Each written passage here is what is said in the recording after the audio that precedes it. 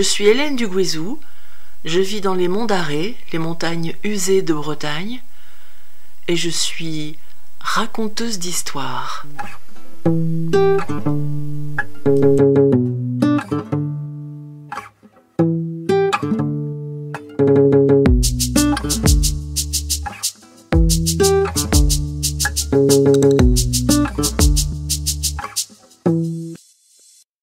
Sait-on de la belle Tamisier, si ce n'est pas grand-chose d'une part, et d'autre part qu'il ne s'agit pas d'un bateau, mais bien d'une jeune femme au caractère bien trempé, follement éprise de liberté. Belle et rebelle donc. Ce qu'on sait, eh bien, elle naît au milieu du XVIIIe siècle, c'est certain, mais où? On n'en sait rien. Sans doute à Brest, peut-être à Recouvrance, le quartier rive droite. Si elle est fort belle, on l'aura compris, elle est aussi sans doute éduquée, n'a pas froid aux yeux, mais des rêves plein la tête. Comme beaucoup d'adolescentes depuis la nuit des temps, elle aspire à une vie tourbillonnante et pétillante dans le meilleur des mondes possibles. Un beau jour, elle épouse Mathurin Portier, un joli corsaire du roi, marin sur le Conquérant. Ce Fiercenot écume pour le compte de la couronne de France les mers du globe et détrousse donc joyeusement, sur la mer Jolie, les vaisseaux ennemis d'outre-Manche. Même après une flamboyante lune de miel, l'ennuyeux quotidien de la jeune épouse esseulée, assignée au port, rattrape la jeune femme. Sous le contrôle suspicieux de toute la société de son temps, celle qui est devenue Madame Portier se voit plongée dans la vertueuse attente de son glorieux corsaire d'époux courant l'Atlantique. La banalité de son existence pèse comme un couvercle sur les épaules de la belle qui avait rêvé d'autre chose. Paris, en cette fin de XVIIIe, on est à des lumières du siècle des Lumières. La ville et son port, côté recouvrant sur la rive droite, grouillent d'une vie intense, peuplée de marins de la Royale, d'ouvriers de l'Arsenal, de pêcheurs, d'artisans, de commerçants et de bistrotiers.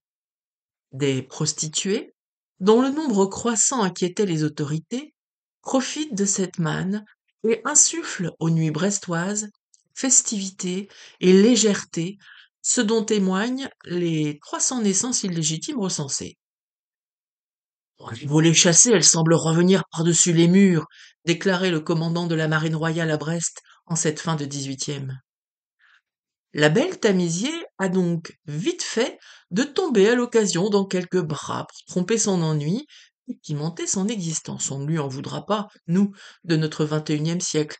Mais ce point de vue n'est pas du tout partagé par la belle famille, car les rumeurs vont bon train sur les quais encombrés et graisseux.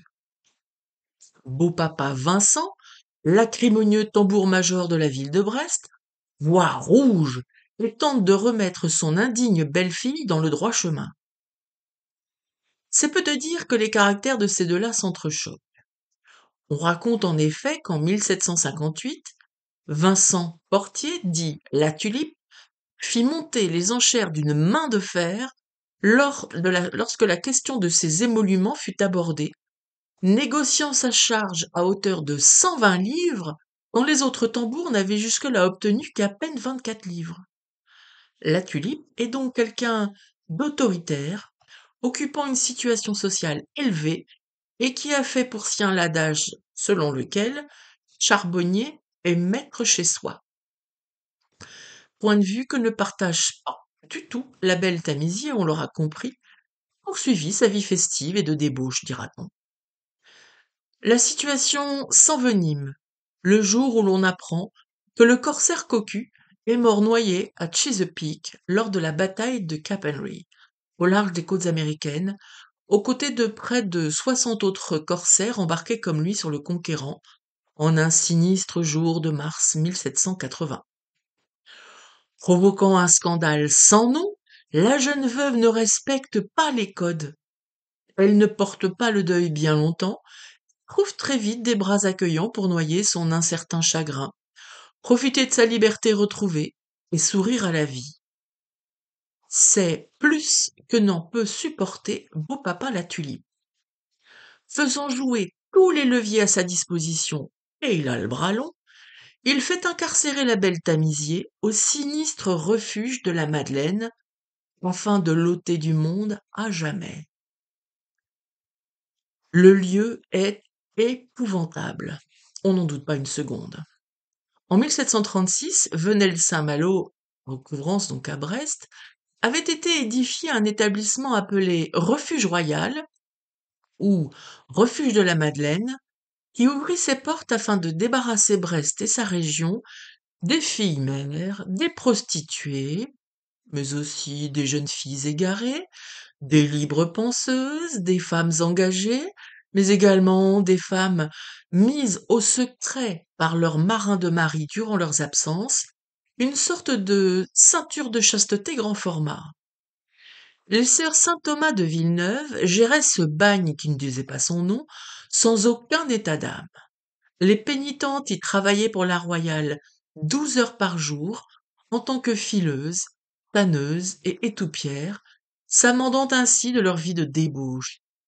L'honneur de tous était donc sot.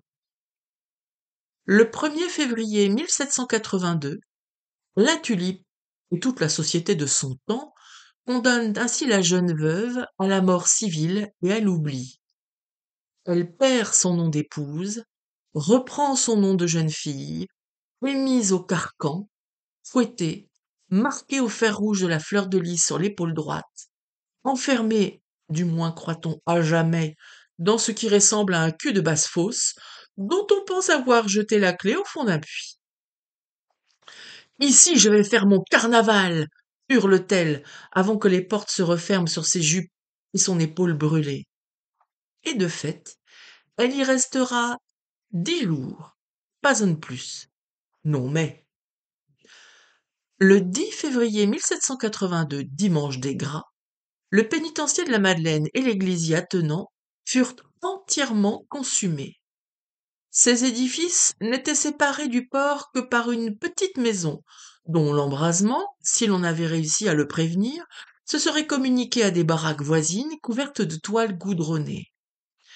Bien que l'incendie se fût déclaré dans la soirée, les secours de la rade se joignirent très promptement à ceux du port et furent si bien dirigés que, malgré le peu de largeur de la rue, le feu ne se communiqua point aux maisons voisines des baraques.